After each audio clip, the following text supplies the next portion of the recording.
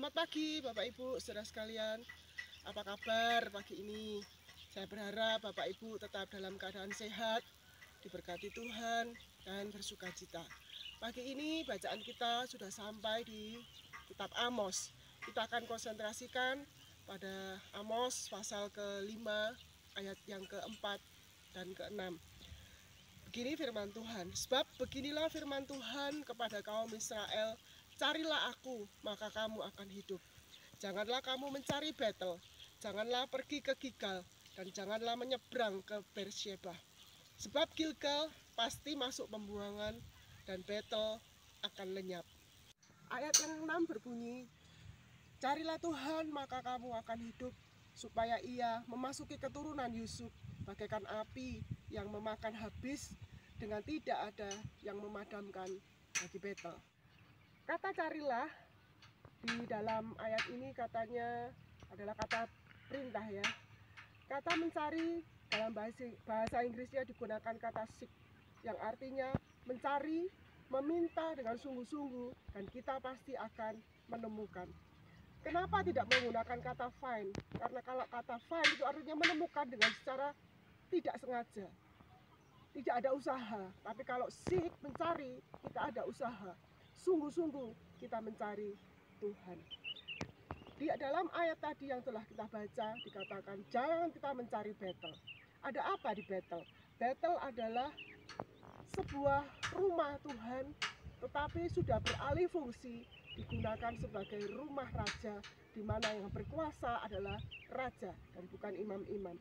Jangan pergi ke Gilgal. Kenapa?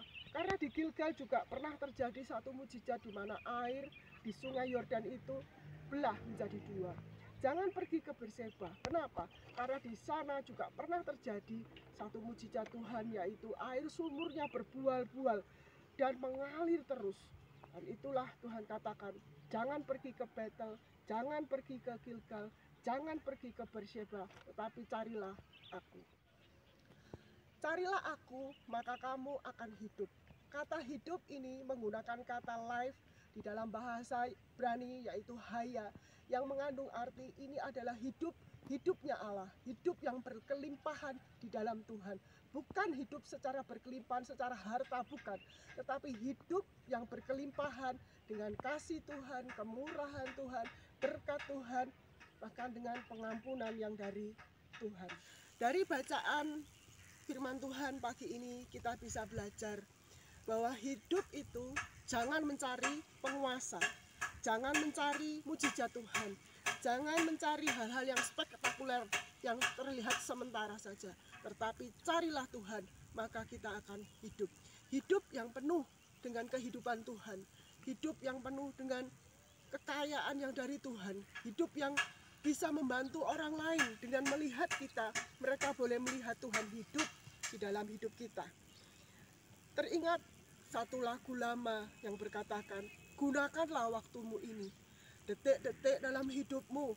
Waktu-waktu ini waktu yang jahat, sungguh-sungguh jahat. Jelmahkan, nyatakan Yesus hidup di dalam hidupmu. Hidup sebagai Raja dan Tuhanmu. Itulah hidup yang Tuhan mau. Carilah aku, maka kamu akan hidup. Hidup itu yang Tuhan mau kita lakukan pagi ini.